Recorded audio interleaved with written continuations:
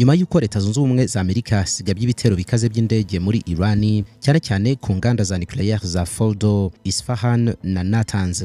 Irani yarahiriye yuko igomba kwihorera no gutanga isomo ry'amateka ku bihugu byombi, no kuvuga Israel na leta zunze ubumwe za Amerika. Ni gute Irani ishobora kwitwara nyuma y'ibitero bya Amerika rero? Ibitero bya Irani byo kwihorera bisa naho byahise binatangira ko kanya. Hashize akanya gato muri Isirayeli batangaje yuko Irani yarashe misile ziremereye cyane, hanyuma Israel isaba abaturage guhungira ahantu hizewe. Mu gitondo cyo ku cyumweru ingabo za Israel zatangaje yuko zamaze gutahura misile zarashwe zivuye muri Iran. Izo ngabo nizo zasabye abaturage bose zinaha ubutumwa bwanditse ku matelefone ko ziri gutanga ubutabazi bwihuse ku bantu bagize ikibazo, ariko zinavuga yuko abantu bakwiriye kujya ahantu hatekanye kugira ngo bihisheyo mu rwego rwo kwirinda ingaruka z'ibyo bitero. Ingabo za Israel kandi zavuze ko harashwe drone za Iran, ariko bavuze yuko izo drone zarashwe zivuye mu cyerekezo cy'uburasirazuba. Izo rero ngo zarasiwe hafi y'umupaka wa Yordania na Isirayeli. Ingabo za Israel zanatangaje yuko hari izindi drone zaturutse mu burasirazuba nazo zahagaritswe zirimo zinjira mu kirere cya Israel hafi y'umupaka wa Yordania. Nanone ibyo ni bitero bindi.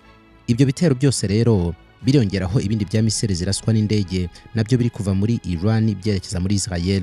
Ubwirinzi bw'ikirere bwa Israel ntabwo buhagarara, ndetse akazi kabaye umurengera ku buryo bwatangiye gucanganyukirwa. Ibi ngibi birimo biraba, ariko ntabwo bitunguranye kubera ko Israel yiteguraga yuko Iran ishobora kugaba ibitero byo kwihorera nyuma y'ibitero bya leta zunze ubumwe za Amerika kuri sitasiyo za kirimbuzi za Iran byabaye mu rukerera.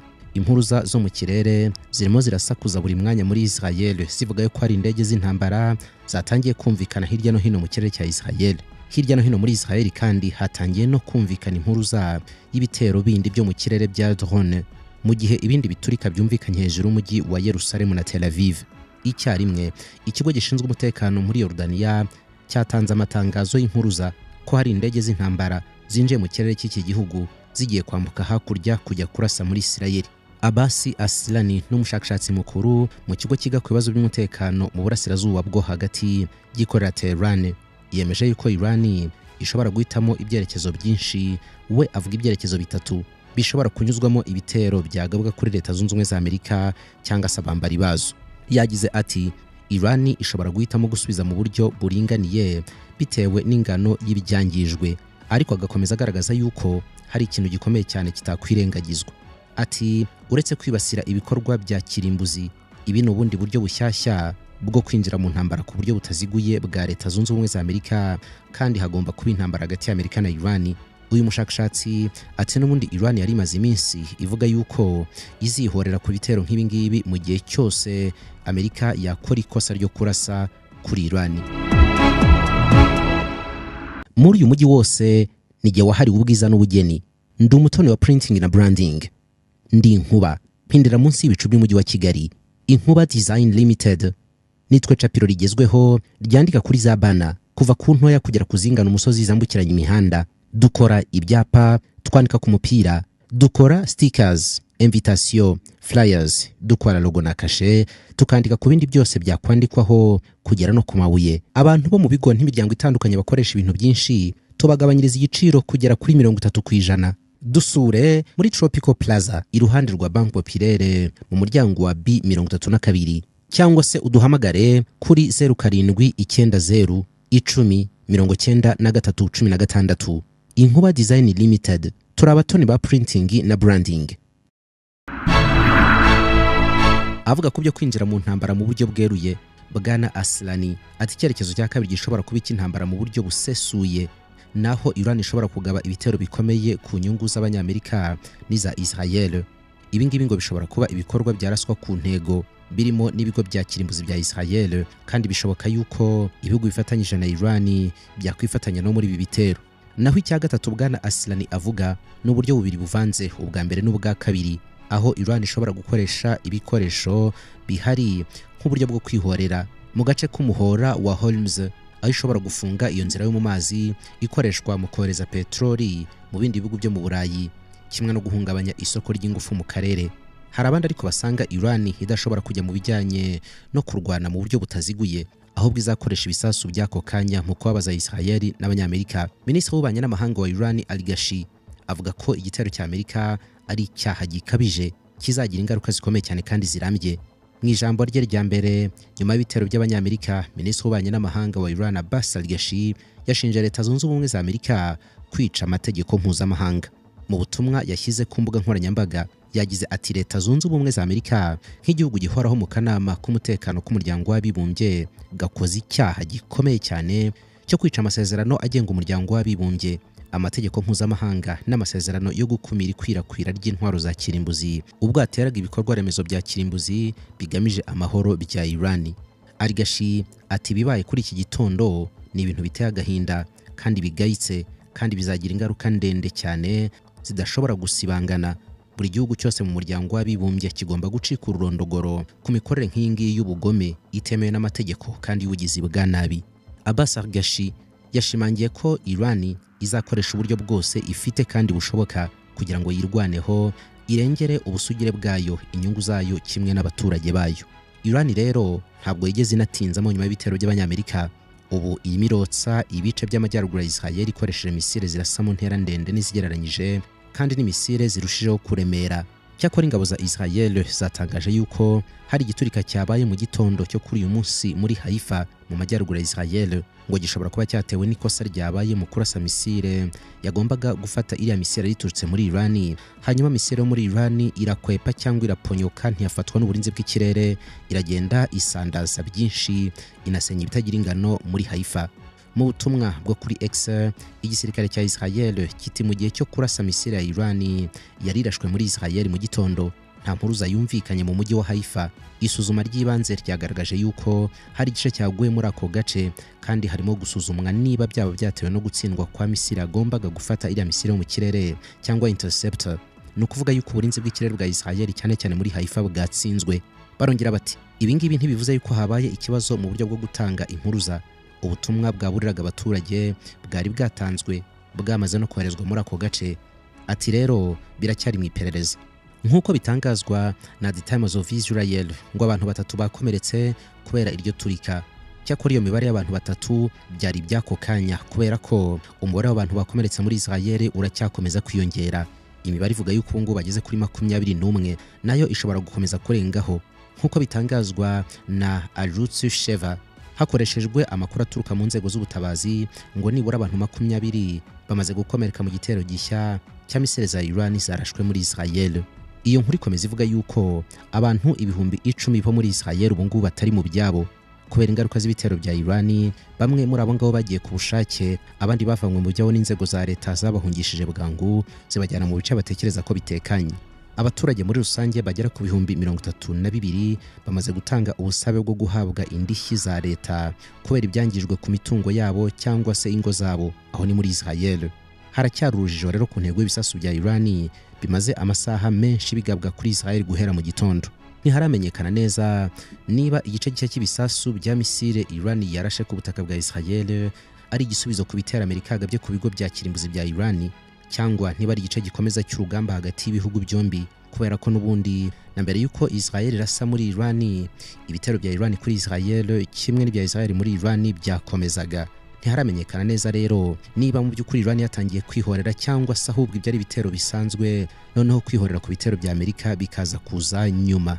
Ingabo zishinzwe kurinda impinduramatwara muri Iran zivuga yuko uyu munsi hagabwe ibitero by'inshuro ya 20 Iran igabye ku butaka bwa Israel kuva mu minsi 10 ishize, ibitero bitangiye guhererekanywa. Mu itangazo ryabo ingabo z'impinduramatwara zo muri Iran bongeyeho yuko batangiye no gukoresha misile zigezweho cyane zitwa Kibar Shekan ngo ni igice cy'ingamba zo kwihorera mu gihe Israel ikomeje kugaba ibitero ku bigo bya kirimbuzi bya Iran, ku bigo bya gisirikare no ku nyubako zicumbikiye abaturage. Ikindi kandi Minisiteri y'Ububanyi n'Amahanga ya Iran yasohoye itangazo ryamagana ibitero bya Amerika ivuga yuko ibyo bitero byagabwe mu gihe Iran yari hagati mu biganiro bya diplomasi.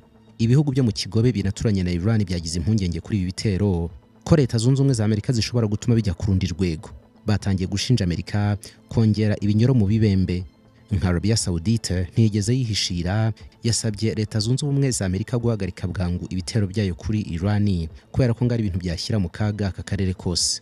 Arabia Saudite yagaragaje impungenge nyuma y'ibitero bya Amerika muri Iran. Minisiteri y'Ububanyi n'Amahanga muri Arabia Saudite yasohoye itangazo rigira riti ubwami bwa Arabia Saudite burakurikirana n'impungenge nyinshi ibiri kubera muri Repubulika ya Kisilamu ya Iran, cyane cyane ibikorwa byo kwibasira ibikorwa remezo bya kirimbuzi bya Iran byakozwe na Leta Zunze Ubumwe za Amerika. Iryo tangazo ryagaragaje ko ari ngombwa cyane kwihangana no kugabanya umwuka w'intambara kimwe no kwirinda yuko ibintu byarushaho gukomeza gukara. Ryasabye kandi umuryango mpuzamahanga gukaza imbaraga mu rugendo rwo gushaka igisubizo cya politiki ku makimbirane ariho. Stefan Zunes, umuyobozi wa porogaramu y'amasomo y'uburasirazuba bwo hagati muri Universite ya San Francisco, avuga ku buryo abona Iran ishobora kwitwara nyuma y'ibitero by'abanyamerika, yagize ati Iran ifite amahitamo menshi. Ati ishobora kugaba ibitero ku ngabo z'abanyamerika mu buryo butaziguye. Hari ingabo z'abanyamerika zigera ku 40,000 ziri muri kariya karere mu ntera irimo kwibasirwa cyane, atari amasasu gusa ahubwo na drone kimwe n'intwaro za kirimbuzi. Ati kandi hari ubwato bwa gisirikare bwa Amerika buri mu nyanja y'Abaperse hafi y'inkengero za Iran. Ati ubu nabwo bushobora kwibasirwa. Ati niba bugabaho ibitero bishobora kugira ingaruka ku bwikorezi mpuzamahanga, bikazamura igiciro cya peteroli ndetse bigahungabanya cyane ubukungu bw'isi. Uyu muhanga Zones ati hari imitwe yitwaje intwaro yegamiye kuri Iran muri Iraq ishobora nayo kugaba ibindi bitero ku birindiro by'ingabo z'abanyamerika kandi byagira ingaruka mbi. Ati bityo rero hari inzira nyinshi zishobora gutuma ingabo za Amerika zishobora kwibasirwa kandi bigizwemo uruhare na Iran. Ati kandi ntawe byatangaza na rimwe mu gihe Iran yakwibasira izo ngabo cyangwa intego z'abanyamerika. Icyemezo cya Perezida Trump cyo kugaba ibitero ku bigo bya kirimbuzi bya Iran gishyira uburasirazuba bwo hagati mu kaga gakomeye n'akajagari. Abasesenguzi bavuga yuko ubu amaso yose ahanzwe Tehran ku kigomba gukurikiraho. Cyakora abatekereza ko Tehran idashobora guhereza Leta Zunze Ubumwe za Amerika ko bikiri gutegurwa gusa ari uburyo bagomba kwihoreramo, naho kubikora byo ngo nta cyabihindura. Hari abandi batekereza ko ibitero by'indege bya Bwana Trump byakize ku meza amahitamo menshi ku ruhande rwa Iran. Abasesenguzi bavuga yuko buri cyemezo cyose Iran yafata nyuma y'ibi ngibi gishobora kugira ingaruka zacyo kuri Iran cyangwa se ubuzima bw'akarere kimwe n'ubwa Leta Zunze Ubumwe za Amerika. Icyambere abantu batekereza cyakagombye kwihutirwa ni diplomasi. Nicyo gitekerezo cya mbere ngo Iran ishobora gushyira mu bikorwa hanyuma igasobokura ibiganiro akarere kagatekana. Gusa ibyo ngibyo abandi batekereza ko byaba ari nk'agasuzuguro. Amos Yadrin wari umuyobozi mukuru w'ubutasi bwa gisirikare muri Israel yabwiye CNN ati ni impamvu ikomeye cyane yatuma harangizwa intambara no kurokora ubutegetsi. Yadrin yakomeje avuga yuko Iran ishobora kuvuga yuko yaje kuganira no gusaba kurangiza intambara ndetse bakaganira no kuguhagarika gutunganya ubutare bwa uranium. Yadrin yavuze yuko Iran ishobora no kuva mu masezerano n'umuryango w'abibumbye yo gukumira ikwirakwiza ry'intwaro za kirimbuzi NTP, aho yari yemeye kudakora bombe, ariko yuko ubushobozi bwo gukora bombe butazaboneka mu mwaka umwe cyangwa se ibiri imbere. Gusa yanagaragaje yuko abantu badakwiriye gukerensa imbaraga za gisirikare za Iran. Avuga yuko izo nazo zishobora kugorana cyane mu gushaka igisubizo kinyuze mu biganiro bya diplomasi kubera yuko Amerika isa naho yasuzuguye cyane imbaraga z'igisirikare cya Iran. Adrin wahoze mu butasi bwa gisirikare bwa Israel avuga yuko icyabona Iran igiye kwihutira ari ukwihorera.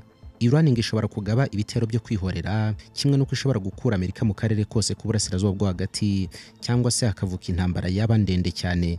Barak Ravid n'undi musesenguzi mu bya politike n'imibanire y'ibihugu yagize ati inshuro nyinshi niba Amerika yinjiye mu ntambara ikagaba ibitero ku bigo bya kirimbuzi, nta kabuza rwose Iran igomba guhita yihorera ku ngabo za Amerika ziri mu karere. Inyungu za Amerika zizabangamirwa bidasanzwe. Yavuze yuko Iran ishobora gufunga umuhanda wa peteroli wa Hormuz kandi ngo ifite ubushobozi bwo kubikora no kugenzura ubwikorezi bwose bw'ubucuruzi mu nyanja y'Abaperse. Ibi rero byazamura ibiciro bya peteroli kandi byahungabanya cyane ubukungu bw'isi.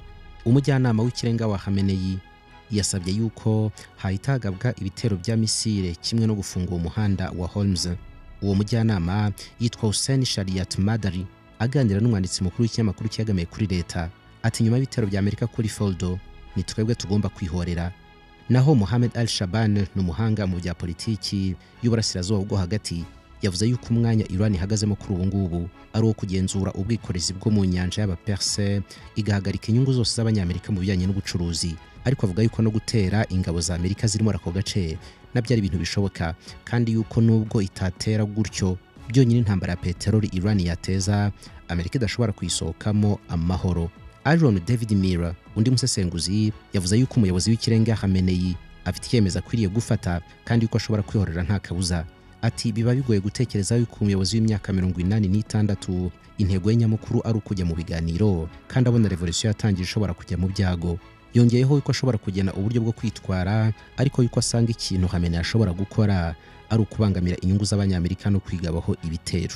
Amakuru avuga kuri ibi bitero arimo arisukiranya ku bwinshi. Andi akurikiraho nayo ni hano kuri Gentil Gedeon Official. Mugira ibihe byiza, ibiganiro byacu birakomeza.